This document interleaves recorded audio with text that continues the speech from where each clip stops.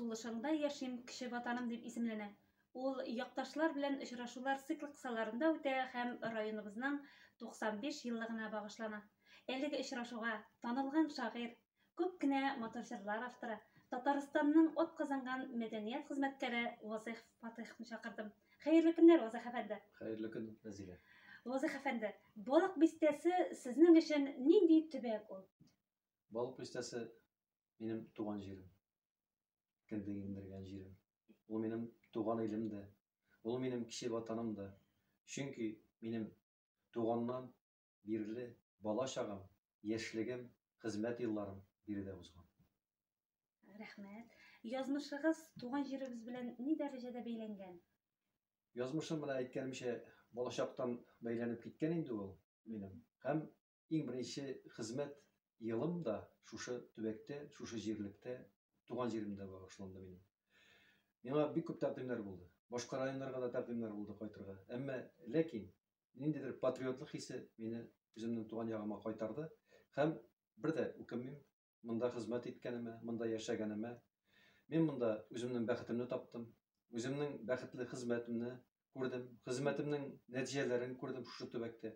Һәм үземнең бөтен гомер юлымны шушы төбәккә багышладым. Шуңа күрә менә бу соравыңа шуны әйтәсем килә. Минем өчен балык бистәсе бик кадерле булган, бик якын булган, минем язмышымны төзегән, язмышымны үзгәрткән һәм язмышыма бәхет, шатлыклар бүләк иткән балык бистәсе. Районыбызны таныту максатыннан кылган кайбер гамәлләрегезне әйтеп китсәгез иде. Мин төзүче дә түгел, мин бизнесмен да түгел, мин инвестор да түгел, мин каләм иясе. Шуңа күрә минем бөтен гамәлләрем каләмемнән төшкәндер дип уйлыйм, беренче нәүбәттә, беренче чиратта. Чөнки шушы редакция кысаларында эшләп куйган хезмәтем ул минем район халкына багышланган хезмәт. Менә әйтәләр, иҗат, хезмәт. Ул бит инде кешенең язмышын тарихларга иңдереп калдыру. Менә минем үз гомеремдә бик күп кешеләрне шатландырганмын дип уйлыйм. Чөнки язмалар, алар бит инде безнең район халкына багышланган, безнең уңышларыбызга багышланган язмалар күбесе. Менә вакытлар үтү белән мин бер мисал гына китерәсем килә. Шомбутта бабасы яшәгән, үзе бүгенге көндә Америкада яшәүче бер егет кайтып төште редакциягә. Бер егет кайтып төште дә, ул бабасын эзли. Үзенең бабасын эзли. Һәм керде дә, сезнең дә газеталарда берәр истәлек калмады микән ди.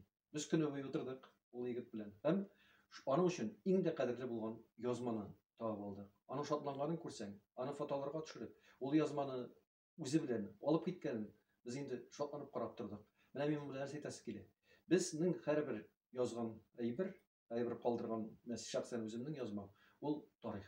Ул гомерлеккә кала торган, мәңгелеккә кала торган, буыннардан буыннарга күчә торган тарих. Шуңа күрә мин моның белән үземне бик бәхетле саныйм. Икенче тармагым минем берсе инде журналистика булса бер канатым, икенче канатым бит инде мин шигърият, җырлар. Менә шуңа күрә мин һәр вакытта туган ягыма дан җырладым, шан җырладым. Җырларым да туган ягыма багышланган. Менә әле соңгы гына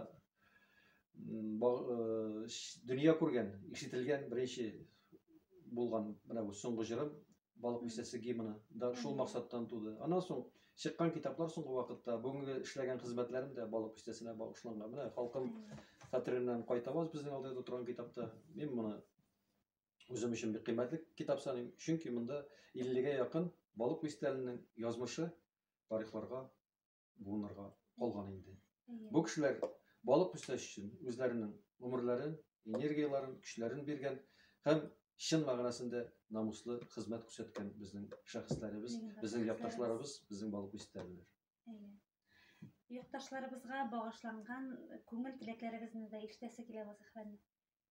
Һәркемнең дә күңелендә яхшы уй, максат, хыял яши бит инде.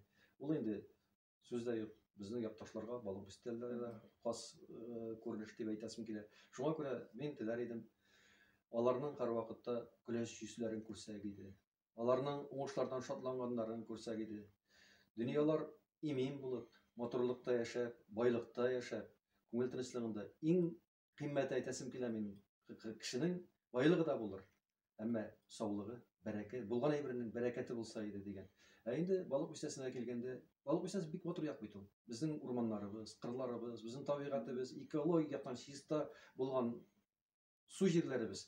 Бу бит берәүгә дә тәтми балык бистәсе. Балык бистәсе бу яктан иң бай районнарның берсе. Шуңа күрә мин киләчәктә балык бистәсенең туризм ягыннан чәчәк атуын өметләнер идем. Аннан соң халкыбызның теге бетүгә түгел, авылларның матур киләчәген күрәсе килә алга таба. Яңа производство объектлары калыкса, халык эшле булса, халык көчле булса, ул бит инде зур бәхет. Шуңа күрә балык бистәсен көчле дә, матур да, бәхетле дә күрсәк киләчәктә. Мин дә, башкалар да, якташларым да шат булырлар. Вазыйх Фатыйхов, сезгә тулы әңгәмәгез өчен бик зур рәхмәтләремне җиткерәсем килә.